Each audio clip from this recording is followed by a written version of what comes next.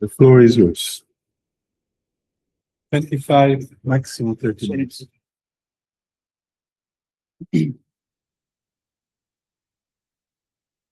Okay. Hello, everyone. It's great to be here and presenting this work at this conference or this workshop again. This is a paper, a new progress paper on evaluating climate policy mix in the UK. So using an empirical ecological E-SFC model, and it's working with me and Jens. So just yeah, that's it. Cheers. Okay. Talking about this workshop is I'm not going to spend much time justifying the empirical SFC approach. So I'm going to go straight into describing the model itself, and then some of the extensions that we're going to make or have made to the model in order to analyze a sort of broader set of policies, look at the policy scenario analysis, and make some conclusions. So the model itself, so for those who haven't seen it before, Define UK, it's an ecological empirical SFC. There are 7 sectors, so there are 2 neutral sectors and a separate power, the electricity generation sector. Behavioral equations based on post-Keynesian theory were relatively standard for the empirical SFC approach, most of which are econometrically estimated. Limited input-output interactions between the power sector and production in general, so effectively it's a 2-sector input-output model in that sense, but that allows us to look specifically at the role of the power sector and policies targeted at that sector itself. There's accounting for key UK financial stocks, private pensions, insurance assets, things that aren't always included in SFC models, which are particularly important within a UK context. And making these adjustments, which Pedro mentioned in his presentation yesterday, around implementations in national accounting, things like imputed rents and FISIM. And then from the ecological perspective, several different kind of energy variables, emission variables from different sectors. So what does that look like? More or less like this, and happen in 2 financial sectors. I try to make this look as simple as possible. I don't know what you think, but we've got 2 financial sectors. We have real economy, multiple forms of emissions relating to housing, non-fossil capital, green capital, etc. Here is this kind of limited input-output system. So we have the general production, and we've separated the power sector itself and intermediate itself between that and other forms of in. So what does this look like in terms of transaction flow measure?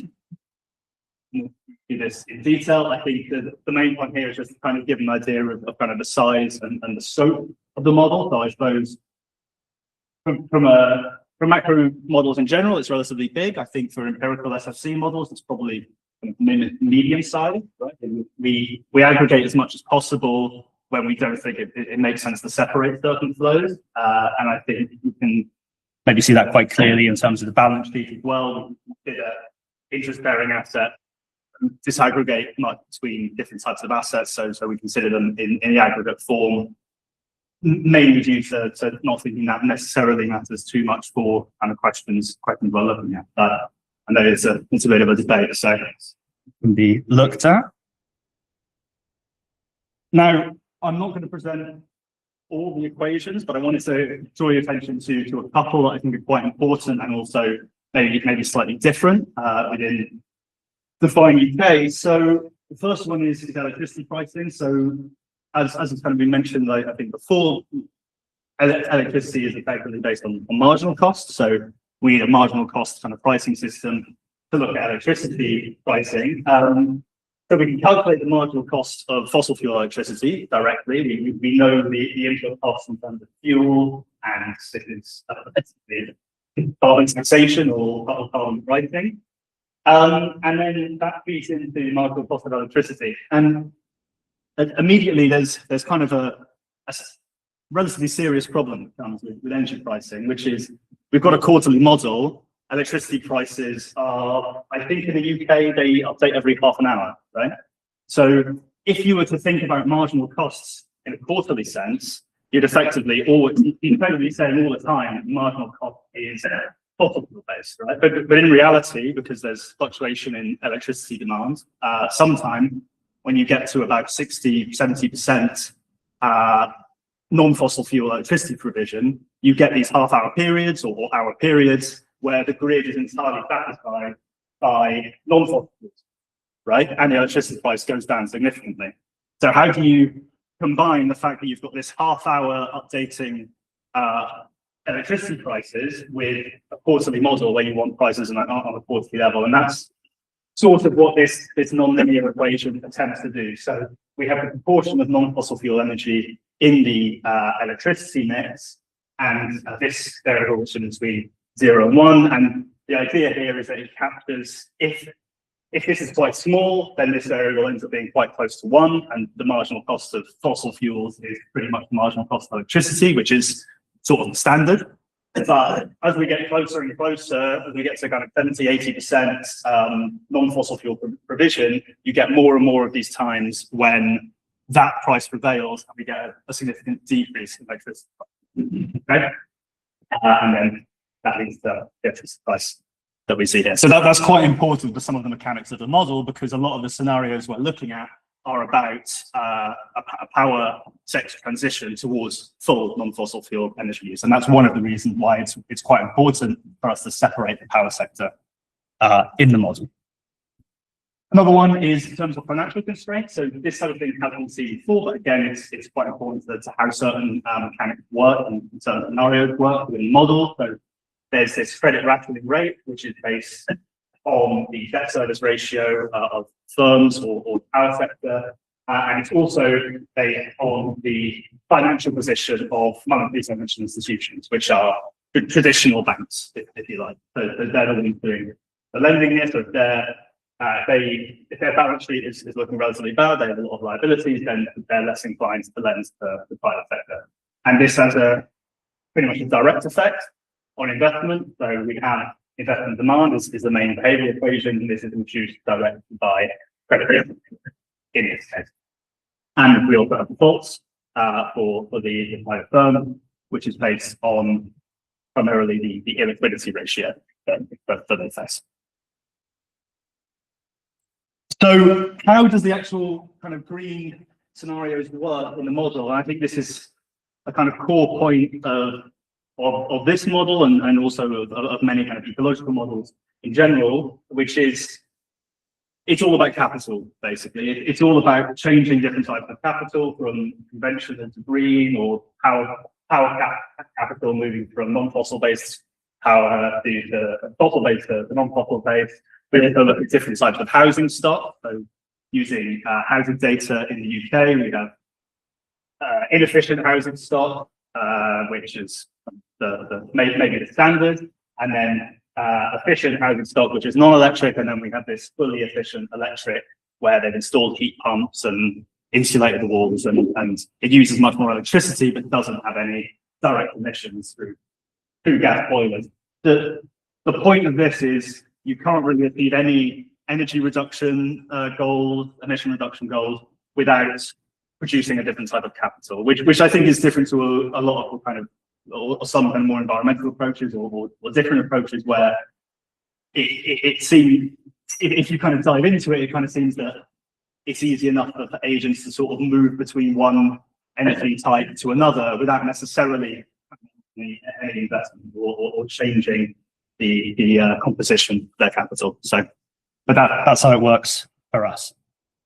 And that leads to the kind of core channels of how the financial system, the economy, ecosystem, and energy interact with each other. So we have this kind of direct effect that we see in a lot of models. We have the scale effect of economic activity. So if there's more economic activity, there's more energy use. That's direct. And there's energy use leads to more emissions, both electric emissions and non-electric emissions. If there's investment in non-fossil power, then that reduces the electric emissions because more electricity is generated from non-fossil sources. There's also the kind of general investment in green capital, which is the sort of other capital type that's held by firms and the government, and then both increases the energy efficiency of capital and the emission efficiency.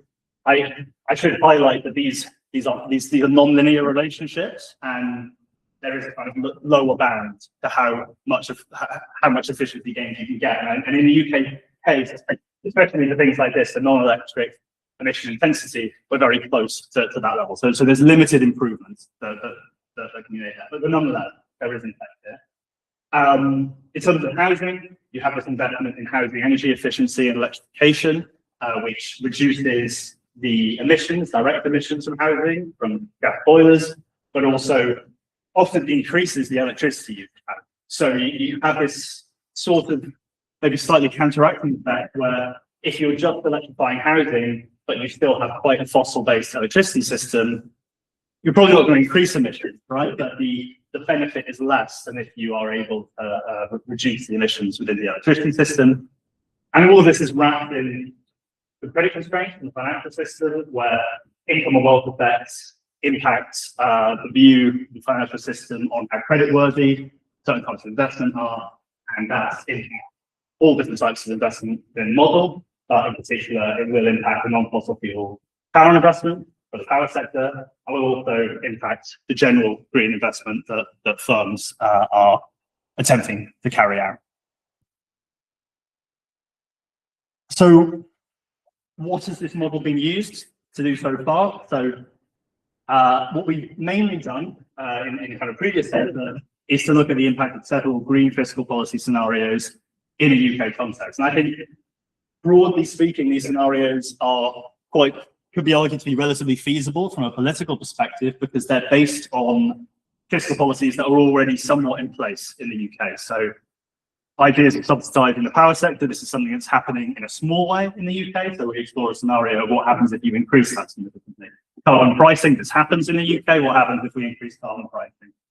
What we're interested in doing in this paper now is to look at sort of broader policies that aren't necessarily on the agenda, maybe that are less politically feasible, but nevertheless still interesting to look at from a modelling perspective, and that we can use the model potentially to look at. So to do this, we have to make a couple of extensions. So moving from 1.0 to 1.1, if you like. And those extensions will allow us to look at different policies. So I think a point I want to make here, and I sort of hope people agree, is that generally speaking, SFC models have quite a few features that make them well placed to analyze quite a wide variety of policies when compared to other macro models. And I think we see this at this workshop, that people are looking at many different things, and that because of this system-based analysis, we've got several dimensions analyzed together. Any extensions that we make, as long as the SFC framework as a core is satisfied, and there's a theoretical justification for the extensions, it's still an SFC model. It still kind of works from our perspective. It's easier for us to do that because you're just adding different behavioral relationships. Obviously, the focus on scenario analysis rather than policy optimization, if you look at some of the other environmental literature, is very important, because in policy optimization, it's very difficult to look at multiple different policies at once. That's the core of what we can do in an SFC framework. And then we don't have this core behavioral framework that we have to fit things into. And I think sometimes when you look at a DSG model or models with rational optimization frameworks, and they try to incorporate different things, you can see that they seem to really struggle with kind of adjustments they might have to make to the household optimization problem that potentially we don't have to deal with. So we can do quite a lot with this framework beyond what maybe typically we do. So with that in mind, I'm going to look at modeling kind of green regulation. So generally speaking, not as many SFC models have looked at, it exists, but it's not as common. I've looked at regulation.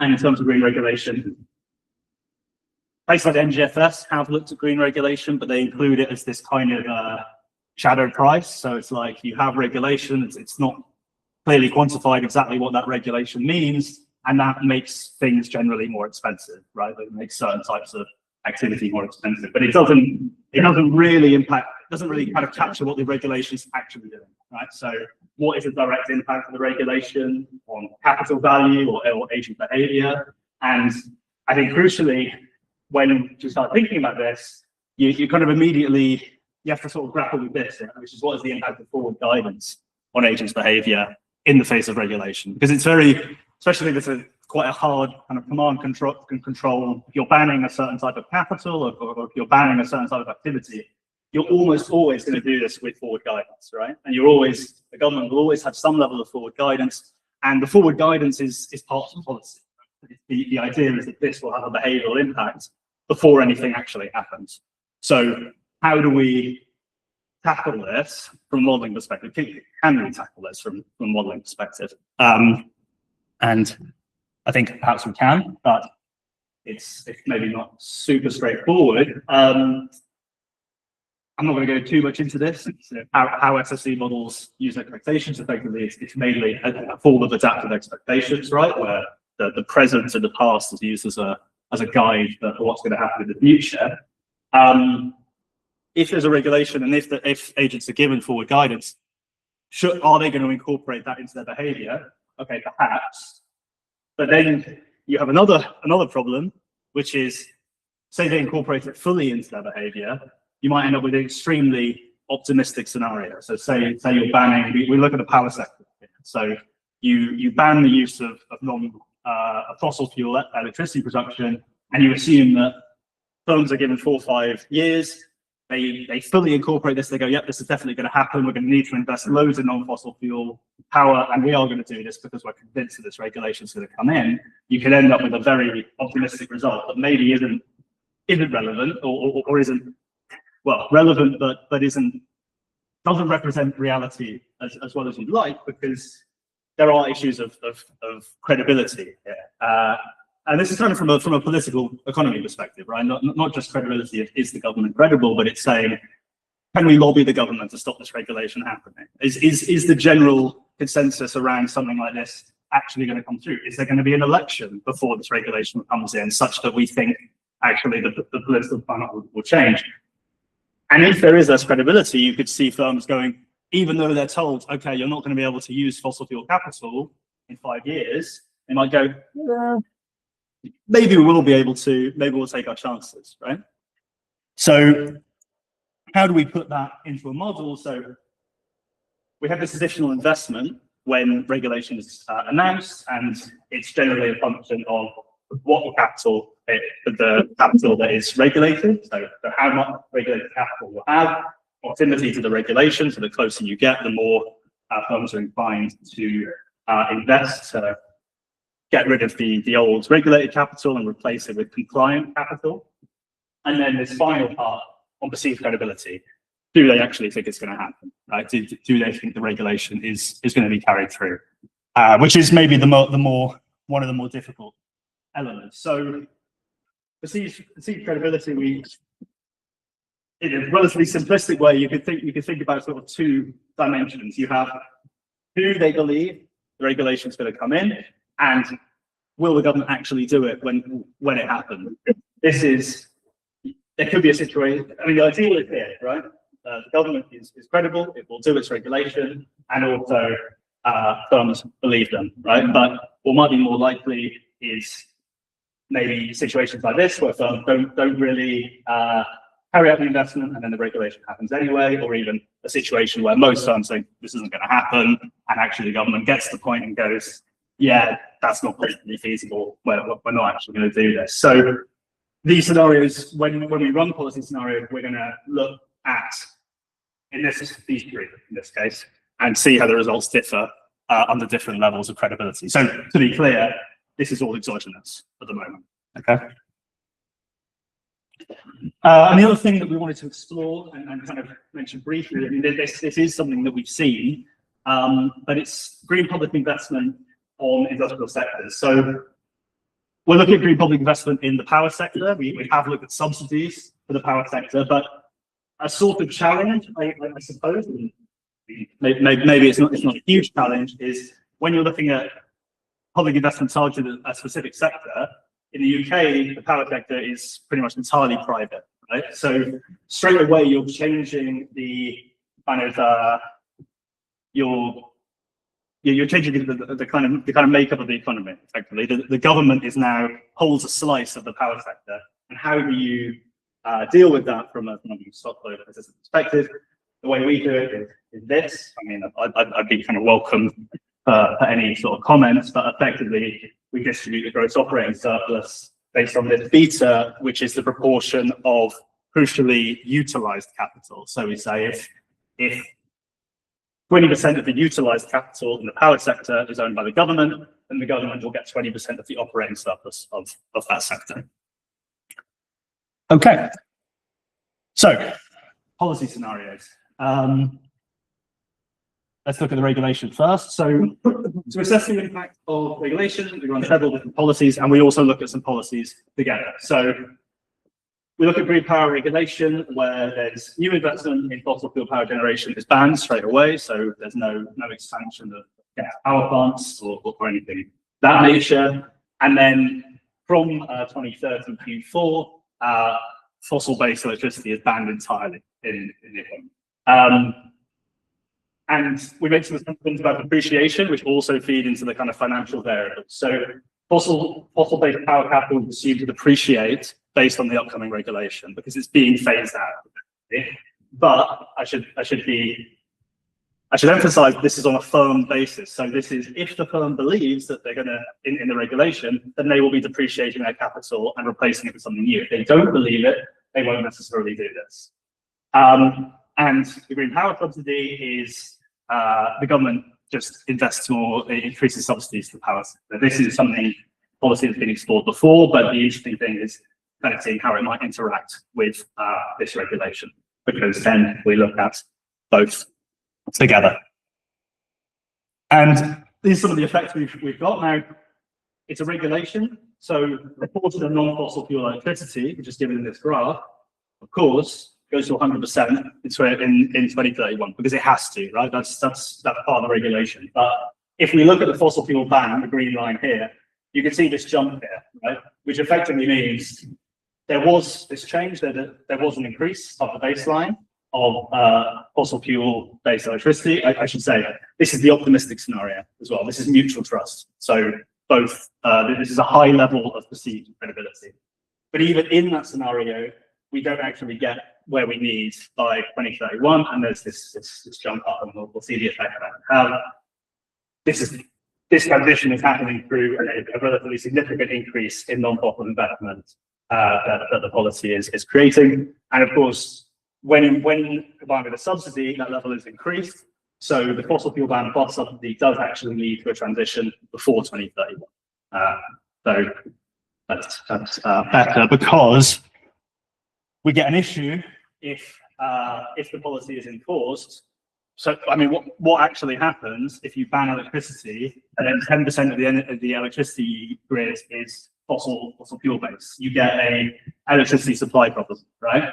And the model can become supply constrained on various dimensions, one of which is energy. So when this happens, you get there's a big spike in inflation, and there's a reduction in a significant reduction in real output. So that happens with the green line here. So, which I think feeds a little bit into this discussion of credibility of would a government actually introduce a policy knowing this would happen? Would a government get to that point and say, okay, yes, we should have this regulation, even though it's going to cause blackouts potentially, right? Because this is kind of what the scenario is representing. But fossil fuel ban plus the subsidy with sufficient support, it is achieved in time. Yeah, it's just the default rate. You can see they're increasing beforehand because that comes from this depreciation situation of firms depreciating their own capital, causing some default, and then there's still this spike at the end.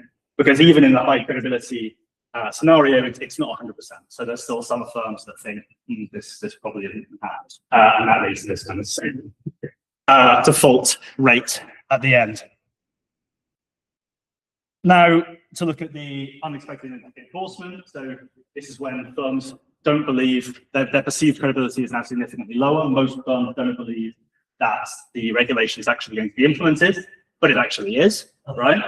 So now it doesn't matter. Even if you've got the subsidy, you still get the situation where you haven't had a transition in time, and you're going to have those negative economic consequences off the back of that. And that means there's less investment, non-fossil fuel investment beforehand. And you could see, I think, oh wait, no, I went backwards, that's why. Yeah, there we go. Yeah, so now in both cases you see that, yeah, we get this energy constraint. I mean, the scale here is quite large. I mean, now with a fossil ban, you're really wiping out about 20% of GDP by doing that. So this is a very, very significant crisis, right? It's hard to imagine necessarily that this would ever happen politically. But I think it's interesting to see the results of this in a stock-flow framework where you have supply constraints and for it. And yet this is default rates, and the scale is considerably bigger. So we're talking, you're getting, when the policy comes in, you get these huge amount of defaults because all these fossil fuel firms that didn't believe the policy was going to happen, all their capital is appreciated immediately, and you get this very high sudden default rate from that sector. And then I guess just quickly, so this is the poor credibility scenario. So the same level of perceived credibility, but now the government does maybe what we might think is more realistic and doesn't actually follow through with the investment. And I mean, one of the interesting points here, I guess, is the fossil fuel ban does lead to a marginal increase in non-fossil fuel investment, right?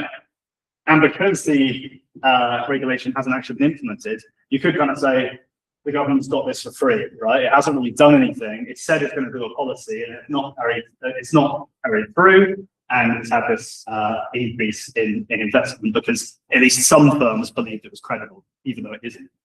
I think there are potentially other negative consequences, of course, of the fact that the government doesn't follow through with its investment here. So the future green policy, it doesn't look great. But I thought it's kind of interesting to see actually what happens if they say, okay, we're not going to do that. And you can see that again, the macro effects and much more marginal, less kind of catastrophic as in the previous scenario. Am I okay for time? I think. So just quickly on green public investment scenario, wanted to explore kind of another, because we've looked at green power subsidies and see what the difference could be if you had green public investment. So the same amount of money, but instead of supporting the power sector to invest, you carry out the investment yourself and you remove support from the power sector, in fact, because currently there is a program. So you take away those subsidies and you just go, we're going to do the investment ourselves as a government. And what effects does this actually have? I mean, we see marginally more investment in terms of non-fossil investment in the green public investment scenario. So the blue line is slightly higher, and we get a non-fossil fuel transition earlier. The main reason for that is because in the subsidy scenario, it's assumed a condition of the subsidies is they're used for non-fossil fuel investment, but it is assumed that some of the investment they're used for would have happened anyway, right? Whereas in the green public investment scenario, it's assumed to all be new investment. I'm not sure if necessarily those kind of how much those assumptions make sense. I think they do, but it would be something that could be interesting to discuss. And the main difference, I suppose, both are expansionary, which is maybe expected, although I think I should caveat here, because it's already come up at this workshop. This may be slightly more expansionary than it should, because I don't think we don't fully account for the fact that this type of investment will be very important sensitive, right? In the UK context, right? Most of this technology, non-fossil technology, isn't being built domestically, so perhaps we wouldn't see as much of an expansion we do here. Okay, very near, very almost there. So the main differences here is that you get considerably more defaults in the power sector has a lot more defaults in the green public investment scenario because it's not being financially supported. That support's been taken away, and actually, it's actually suffering from the transition because its profits are going down and down as the electricity prices decrease by higher non-fossil fuel growth. one thing that's kind of missing from here is that even though it's worse for this private power sector, even though it's worse for the private power sector becomes less significant, right? Because the government really is now holding a significant portion of power sector capital. So what are the conclusions? So targeted regulation could lead to some behavioral change, but I think there's a question on the degree of that change. But it does come with some significant economic risk, potentially. The role of credibility, therefore, is crucial and has a big effect on whether policies work. So in that high credibility scenario, there is a combined fixed subsidy plus regulation scenario that works, but can we trust that we're in that type of scenario? So sure. Green public investment is more effective in subsidies, but it comes with a downside of kind of significant negative financial effect on the power sector. Some extensions would be a more complete integration of ecological variables, where we're looking mainly at energy and emissions here. More detailed intra-output segregation, because when you do sectors, it will be good to look at more sectors that interact with the power sector as well. And I think it's something, like I said, the credibility scenarios are exogenous, but it would be very interesting to think of how we can exogenize kind of credibility effects. That's a kind of open question. So thank you all very much for listening.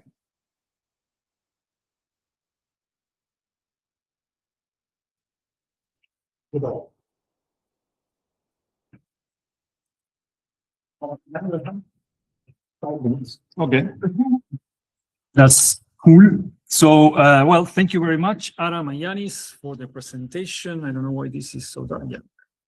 So, yeah, to begin with, I support the idea of using these models, or SFC models, to assess climate policy mixes. I think that this is widely needed in the climate policy landscape, and SFC models are suited for this. So I think that this is a good example of the promising direction or contribution that our type of models can, well, contribute to in the ecosystem of climate policy in general. I also like the idea of incorporating forward guidance because it allows us, as you say in the paper, to overcome some of the critiques of the main